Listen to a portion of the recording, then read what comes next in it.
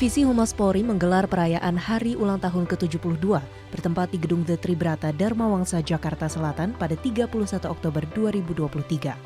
Acara tersebut juga dihadiri oleh Kapolri Jenderal Polisi Listio Sigit Prabowo, jajaran pejabat utama Mabes Polri, dan sejumlah tamu undangan. Kepala Divisi Humas Polri Irjen Pol Sandi Nugroho mengungkapkan harapannya untuk Divisi Humas Polri agar dapat mengajak masyarakat dalam rangka menciptakan pemilu damai.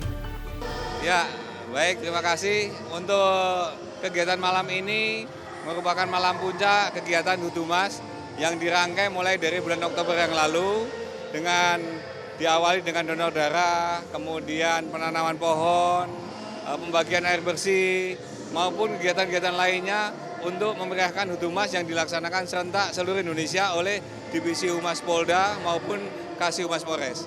Dan malam ini merupakan ungkapan syukur atas semua kegiatan berjalan lancar dan mudah-mudahan Humas kali ini bisa menginfluence masyarakat dalam rangka menciptakan pemilu damai, pemilu yang bermartabat dan tentunya menjadi cooling system bagi masyarakat.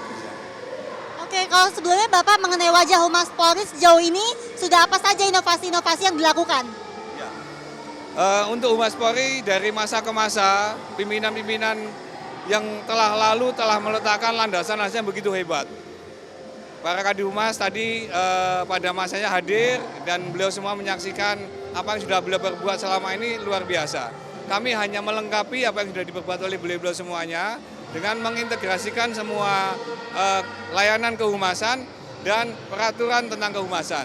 Jadi ada dua hal malam ini menjadi kado indah bagi Divisi Polri, yaitu adanya perkap tentang Divisi Humas yang menjadi terintegrasi dalam aturannya dan adanya portal Humas yang dilayankan untuk masyarakat dalam rangka melayani masyarakat secara terintegrasi, khususnya baik dari pusat, Polda maupun sampai ke Polres.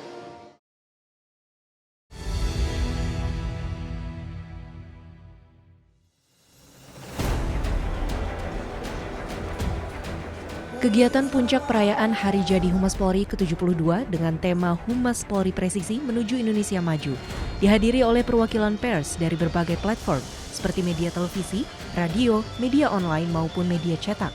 Ketua Dewan Pers Ninik Rahayu menyampaikan selamat atas Hari Jadi Humas Polri ke-72. Dengan adanya berbagai platform media merupakan tantangan baru bagi aparat kepolisian. Menyampaikan ucapan selamat ulang tahun yang ke-72 untuk Humas Polri, salah satu tonggak untuk terus melakukan perubahan, terutama menyongsong era digital, era CGBT, era artificial intelligence, yang tentu kerja aparat keamanan tidak lebih mudah tapi lebih banyak tantangan. Mudah-mudahan ini menjadi salah satu cara dari Humas Polri terus melakukan kreativitas untuk melawan hoax, misinformasi, malinformasi, disinformasi, dan saya kira masyarakat memberikan kepercayaan penuh pada Polri untuk melakukan utamanya mitigasi. Selain Ketua Dewan Pers, Kepala Bidang Humas Kepulauan Riau, Kombes Pol Zahwani Pandra Arsyad menyampaikan peluncuran aplikasi digital Humas Presisi diharapkan mampu menangkal informasi hoax di tengah masyarakat, terutama jelang pemilu 2024. Sebagaimana tadi sudah di-launching beberapa program-program yang tentunya akan meningkatkan Humas Polri yang tentunya akan menyampaikan berita yang cepat, tepat, dan akurat kepada masyarakat, apalagi kita menyongsong di pemilu 2024 mendatang. Tentunya kita harapkan agar situasi aman, damai, sejuk, dan juga bermartabat. Tentunya peran di sini tidak terlepas dari peran Humas Polri. Dalam momentum ini pula, Kapolri Jenderal Polisi Listio Sigit Prabowo memberikan apresiasi kepada para pemenang lomba Gen Z Go Vote Competition, insan media, dan kepala bidang humas paling aktif.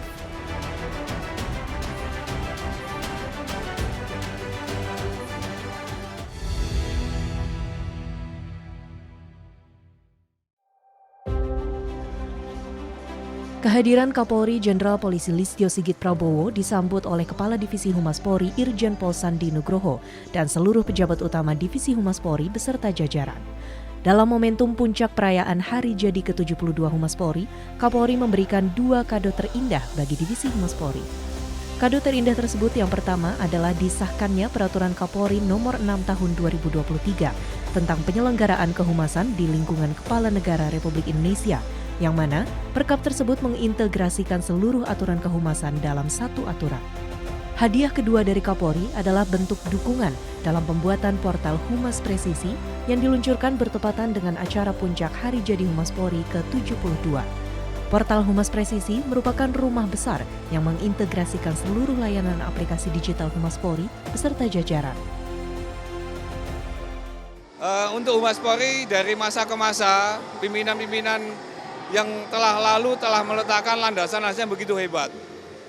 Para Kadihumas tadi pada masanya hadir dan beliau semua menyaksikan apa yang sudah beliau perbuat selama ini luar biasa. Kami hanya melengkapi apa yang sudah diperbuat oleh beliau-beliau semuanya dengan mengintegrasikan semua layanan kehumasan dan peraturan tentang kehumasan.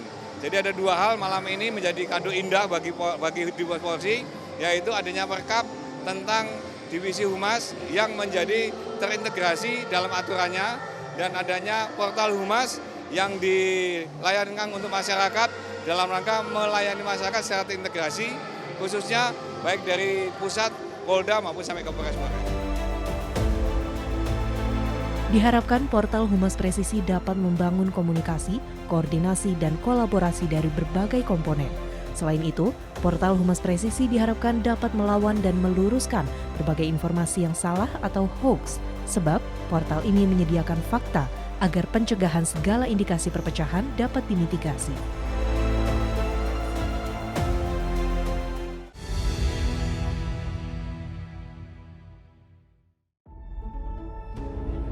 Apel Kepala Satuan Wilayah atau Kasatwil 2023 mengusung tema penguatan kepemimpinan Polri yang presisi guna mengamankan tahapan pemilu dan agenda nasional 2024 dalam rangka mewujudkan Indonesia Maju. Kapolri Jenderal Polisi Listio Sigit Prabowo membuka langsung kegiatan yang diikuti oleh 569 peserta yang terdiri dari 27 orang pejabat utama Mabes Polri, 34 orang Kapolda, dan 508 Kapolres. Pada kesempatan ini, Kapolri menyampaikan apel Kasatwil merupakan ajang untuk mempersiapkan personel Polri dalam mengawal dan mengamankan tahapan pemilu 2024 yang saat ini sedang berjalan. Selain itu, apel Kasatwil juga untuk melaksanakan program-program yang sudah menjadi agenda nasional dan mengawal program pembangunan di tahun 2023 dan 2024. Hari ini Polri melaksanakan apel Kasatwil yang diikuti oleh seluruh pejabat utama, para Kapolda, para Kapolres seluruh wilayah untuk mempersiapkan kesiapan personil Polri baik yang di pusat maupun yang di daerah untuk bisa mengawal dan melaksanakan tahapan pemilu yang saat ini memang sudah berjalan betul-betul bisa berjalan dengan baik. Kenapa ini harus kita lakukan? Karena pemilu 2023 dilanjutkan dengan 2024. Ini akan berjalan 1 tahun penuh nanti di 2024 dan saat ini juga kita sudah masuk tahapan tersebut. Di sisi lain, selain tahapan pemilu, kita juga tetap harus melaksanakan program-program yang sudah menjadi agenda nasional, mengawal program-program pembangunan yang harus tuntas di tahun 2023 dan 2024,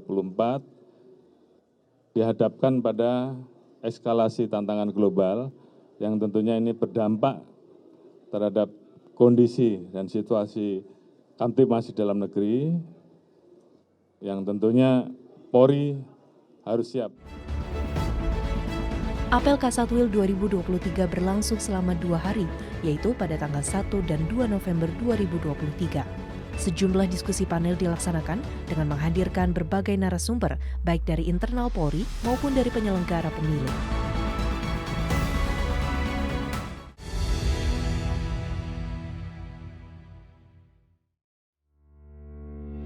Kapolri Jenderal Polisi Listio Sigit Prabowo bersama Panglima TNI Laksamana Yudo Margono mendampingi Wakil Presiden Kiai Haji Ma'ruf Amin dalam acara Kick-Off Ketahanan Pangan 2023 bertempat di Taman Pancasila, Bekasi, Jawa Barat. Dalam kesempatan ini, Kapolri Jenderal Polisi Listio Sigit Prabowo memastikan bahwa TNI Polri akan bersinergi dalam pengamanan daerah rawan pemilu 2024 mendatang. Dengan kriteria kerawanan, ada 2 indeks yang dikeluarkan, yang satu oleh Bawaslu, yang satu oleh Badan Intelijen. Tentunya dua-duanya kita perhatikan, namun demikian kita kembalikan kepada wilayah masing-masing untuk melakukan mapping ataupun identifikasi berdasarkan data yang ada, ditambahkan dengan data terbaru. Sehingga kemudian disitulah nanti dikategorikan wilayah rawan, sehingga kemudian kita menentukan TPS-TPS-nya.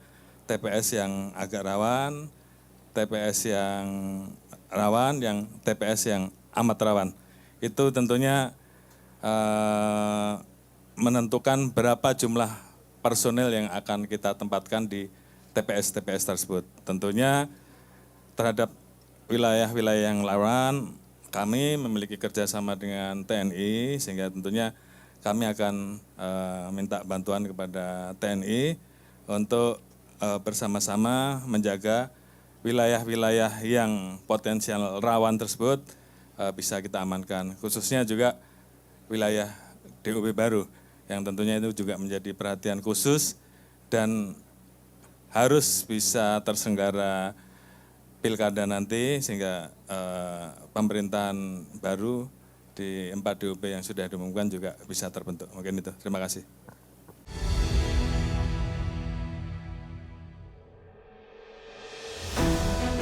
Sebagai bentuk empati Indonesia kepada warga Palestina, Polri kembali memberangkatkan bantuan untuk warga Palestina pada Minggu 5 November 2023.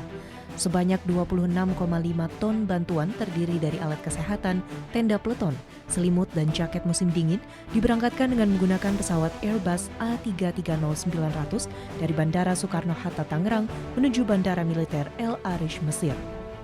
Kepala Divisi Humas Polri Irjen Pol Santi Nugroho menyampaikan bantuan untuk rakyat Palestina ini merupakan kloter lanjutan dari pemberangkatan bantuan sebelumnya yang menggunakan 2 pesawat Hercules dan dilepas Presiden Joko Widodo pada Sabtu 4 November lalu. Bantuan-bantuan selanjutnya diharapkan juga dapat dikirimkan kepada warga Palestina. Hal ini menjadi perhatian khusus Presiden Joko Widodo dan Kapolri Jenderal Polisi Listio Sigit Prabowo. Hari ini kami dari Polri, Kemenlu, dan dari Kementerian Kesehatan serta kementerian terkait lainnya menindaklanjuti perintah Presiden yang pada hari Sabtu yang lalu untuk memberangkatkan bantuan kemanusiaan ke Palestina yang sudah diberangkatkan pada waktu itu ada 2 pesawat Hercules. Malam hari ini akan diberangkatkan kembali 1 pesawat Airbus 330 yang akan menuju ke Mesir untuk mengangkut bantuan-bantuan yang dibutuhkan oleh saudara-saudara kita yang ada di Palestina. Secara teknis nanti keberangkatannya akan dijelaskan oleh Bapak Krisna, Kadif Huminter yang merupakan utusan khusus dari Polri yang diberangkatkan langsung membawa kelengkapan-kelengkapan yang dibutuhkan dan nanti akan dilengkapi dengan Pak Jaya dari Kementerian Kesehatan. Menggunakan pesawat yang sama, 9 perwakilan anggota Polri, perwakilan delegasi Kementerian Luar Negeri, dan perwakilan media turut mengantarkan bantuan ini. Khusus Airbus 330 ini adalah bantuan yang dikoordinasikan oleh Polri, baik pengadaan pesawatnya maupun barang-barang yang ada di dalamnya sudah dibagi, diatur pembagiannya. Dari 51,5 ton bantuan pemerintah Indonesia, 26,5 ton ada di pesawat Airbus 330 ini berupa bantuan khusus pemerintah Indonesia, yaitu alat-alat kesehatan yang detailnya nanti akan disampaikan oleh perwakilan dari Kementerian Kesehatan, serta dukungan dari Polri yaitu 100 tenda peleton yang satu tenda bisa memuat 50 orang, artinya nanti bisa memuat 5.000 orang, serta 1.000 selimut untuk musim dingin dan jaket musim dingin. Rombongan yang berangkat pada malam hari ini adalah 9 anggota Polri, serta beberapa delegasi dari Kemenlu dan rekan-rekan media. Kementerian Kesehatan dalam hal ini untuk kloter pertama akan mengirimkan 7 ton yang meliputi untuk air bersih, penyuling air bersih, kemudian ada obat-obatan dasar, ya, obat-obatan dasar seperti ISPA, penyakit kulit misalnya, diare dan sebagainya. Kemudian ada juga obat emergensi. Nah ini penting untuk minimal bisa membantu teman-teman yang kena untuk operasi bedah minor, ya, artinya yang ringan-ringan saja. Nah kemudian kami juga membantu untuk makanan tambahan bagi balita dan ibu hamil. Selain juga dibutuhkan hygiene, ya, kit untuk bayi, balita dan juga ibu hamil juga, demikian.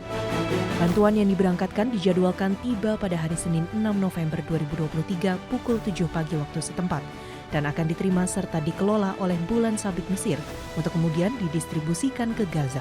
Diharapkan bantuan yang dikirimkan Indonesia berguna bagi masyarakat Palestina dalam menghadapi konflik yang terjadi.